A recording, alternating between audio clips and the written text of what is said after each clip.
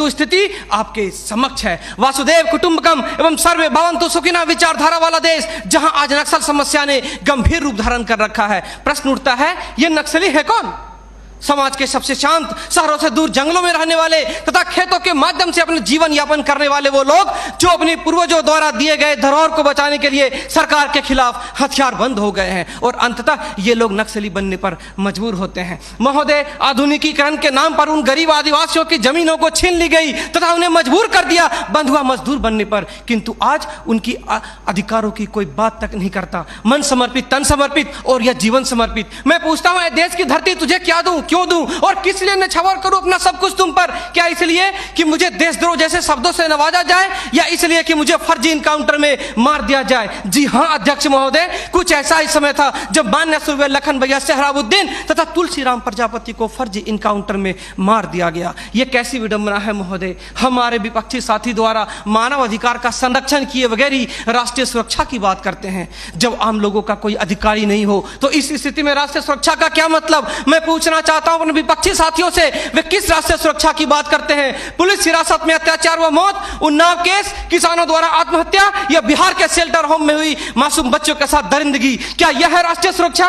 राष्ट्रीय सुरक्षा का अर्थ सिर्फ सीमा की सुरक्षा नहीं बल्कि सीमा के अंदर रह रहे व्यक्तियों की सुरक्षा से भी है। अपने हक को मांगे जाने पर लोगों को नक्सली तथा आतंकवादी करार दिया जाता है तथा यह सुरक्षा देने वाले पुजारी आईपीसी की धारा 124A के तहत गिरफ्तार कर उन्हें देशद्रोह का मुकदमा चलाते हैं, फिर फर्जी इनकाउंटर में भी मार गिराते हैं। जबकि सुनील बत्रा बनाम दिल्ली प्रशासन में माननीय न्यायाधीश ने स्पष्ट किया है कि फर्जी इनकाउंटर हत्या के समान है।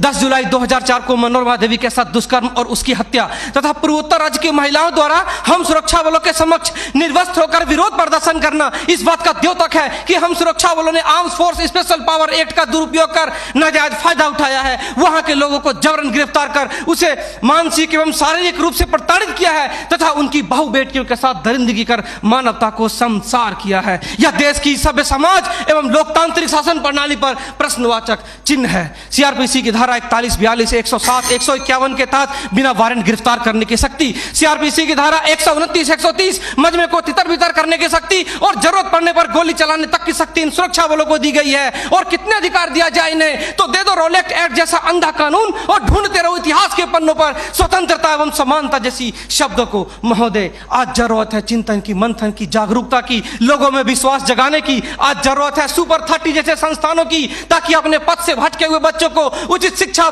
भोजन इत्यादि का प्रबंध कराकर उसे विकास के सही मार्ग से जोड़ सके। अंत में फैसला माननीय निर्णायक मंडल के पर छोड़ते हुए गुरुदेव रविन्द्रनाथ टैगोर की इन पंक्तियों के साथ मैं अपनी वाणी को विराम देना चाहूंगा कि मैं जीना चाहता हूं इंसानों की फौज के बीच में, मैं जीना चाहता हूं उगते सूरज की किरणों के बीच में, सुंदरता और सुगंध के बीच में। मेरी इच्छा है काश मिल जाए मुझे थोड़ी सी जगह इन जीने वालों के दिलों के बीच में। जय हिंद।